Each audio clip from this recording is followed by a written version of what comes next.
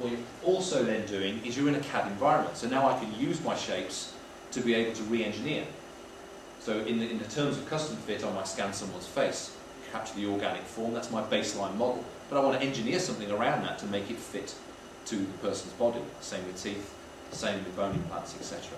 So it's more about the re-engineering side, and what we want to show you now is how you still need the shrink wrap surfaces for free-form organic shapes, but you also need true traditional CAD-based reverse engineering as well. And there are a couple of products on the market for that, including this one.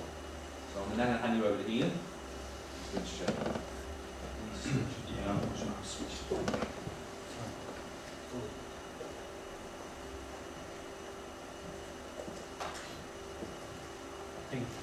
Right, thank you.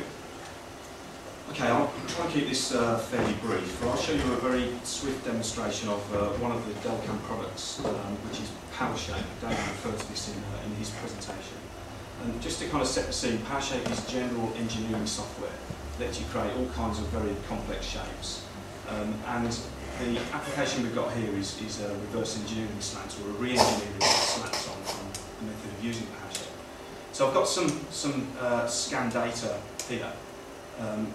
We've already processed this a little bit. So this is kind of straight off the milling machine, straight off the scanning machine, output from the scanner, triangulated data. And the first thing we have in PowerShape is the ability to process some of the triangles. So for instance, if you have areas like holes in the data, we can very easily fill these holes. So I can pick a boundary edge, pick a couple of points, and ask PowerShape to work out the shape in that region. Okay, so we've got tools for fixing the data. We can also smooth the data out as well. So let me just drop out of this mode into an editing mode. And why is that not come back to me? Okay, let's just drop back into the correct mode. Let me make sure I've got my preview on. Okay, so here I'm going to drop into a method of sculpting the triangles. So with this tool we can add material, we can carve material out. But what I'm actually going to do here is to smooth out just a very small area of this. So I can set up the parameters for the smoothing operation.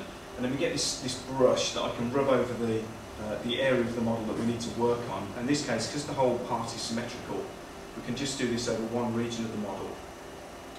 And I'm not sure how well that comes across on the projector, but that area is now slightly smoother than the other areas. So when I take cross-sections through there, we get much smoother data. Okay, so we've got lots of different processing tools that we can perform on this triangle model to get it in a state where I can start to build my cross-sections. Okay, so what I'm going to do is that one of the slides David had was where he showed how they rebuilt a teapot by using a microscribe scanner or a microscribe arm to take cross-sections or data on the teapot. So what I'm going to do here is a very similar approach, but rather than having a physical model, we're working off the CAD model. So I've taken a slice through the triangle data, and that slice is toleranced. Okay, so it's not a great fit. You can see, if we just zoom in on this area here, it's a very faceted cross-section that we've got there because of the tolerance used to capture the data. So what I can do is use PowerShape's tools to sketch over that cross-section. So what I'm doing here is creating arcs, and I'm not sure you can make this out, but PowerShape lets me make geometry which is tangent. It's giving me information about intersections. So I've made an arc here which is tangent to two other arcs, and then I'll also confirm the radius. So I'm rounding up all of the values here to get sensible geometry. Okay, so I've sketched 4 circles there, and I'm going to take off. In fact, let me just redo that one. That one didn't quite work properly. I'll take that arc out, and I'll redo that one because I actually want tangency here. So I'm going to touch on that circle, say tangent, that endpoint, and then touch on the geometry, round at the radius to 2. Okay, so we recapture the shape. So that is now 4 arcs, and I can now use that to build a surface. So this is much more clean data, exactly what we want for doing the surface creation.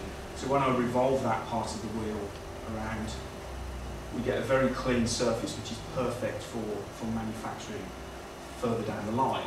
Now, as far as the fit for that surface to the original data is concerned, we can also analyse that. So if I drop onto this analysis toolbar, I can select the surface and I can select the triangulated model.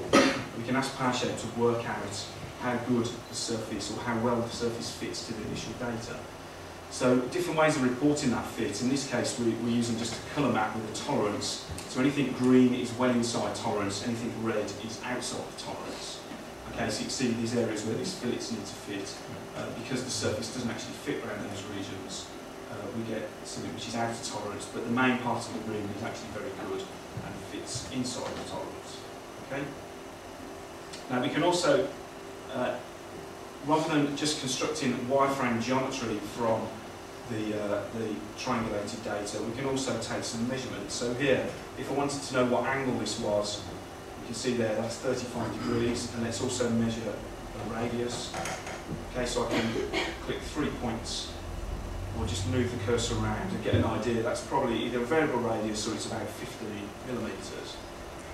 Okay, so we can take measurements from the slice through the scan, and then again use that to build new surfaces. Let me just organise my data for a second. So I'm going to make sure all the surfaces are on one level and the triangles are another. Okay, so the area I just measured was in this region here, and this has actually got a variable draft angle. So this is changing from 10 degrees to 35 degrees. So if I just very quickly reconstruct this area. So I'm going to touch on the bottom edge of that hole in the data to capture a curve. Okay, now again, because that's been captured from the triangulated data, you can see it's not a very good curve. Okay, so I can now use that to create some good geometry. Let me look straight down on here. And in PowerShape, as well as being able to create surfaces and solids, we can also construct lots of accurate wireframes. If I start by just making a line, and I'll also just make sure that that cross-section I just captured from the triangulated model is completely flat. And again, I'll start to sketch my curves over the top.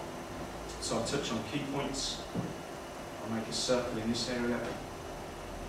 You can see the cursor's always giving me feedback to tell me that I'm on a position or I've got tangency. Okay, so I want one more arc in here, which is tangent to that circle and also tangent to that line. And again, I'll touch on the profile, round at the value like so. So there I've got 3 bits of geometry created, and let me just make this slightly longer. So I'm going to reverse that and increase the length of that to make sure I get a good fit. Turn everything into a single curve, and then I'm going to mirror that across the centre line. I know this part needs to be symmetrical. The model we scan may not be symmetrical, so I'm actually just going to work on half of this, like so, to make sure that we do get a perfect fit across the centre line. Turn that into a single curve, and I'll just knock out the points in the centre, like so. Okay, so there's my clean geometry, and I can now use that to construct a surface. So let me just draw the triangles again so you can see what I'm doing. I'll pick that curve, tell PowerShape I need to make a surface. In this case, this will be a draft surface, so I'll set up the direction. Okay, and then let me also just tell PowerShape the level that we're drafting up to. So I'm just going to create a new coordinate system and drop it on the very top of the wheel like so. And again, pick the wireframe. Surface creation, we're having a draft surface. I'm drafting up in that direction. It is a variable draft surface. Okay, so now PowerShape's giving me sticks and it's giving me points on the curve, so I can enter the values that I've measured from the model at the certain points on the sticks. So at that point there, I know the draft angle is 10 degrees, and I know it comes around this corner, touches on that point there, and the draft angle changes to 35 degrees. At that point there, it stays constant at 35 degrees, and at this point here, it comes back to 10 degrees, and at the very end, it's also 10 degrees. So if I preview that surface, I must have filled in one of the values wrong there. Sorry. Okay, so I must have filled in one of the values wrong there, but eventually, we build that surface and we can make some fillets, and I know we're running short on time here, so if I just pull in the finished model. So we build a variable draft surface, and once we've got all the other surfaces in place, we can start to apply fillets to the model, and eventually we'll get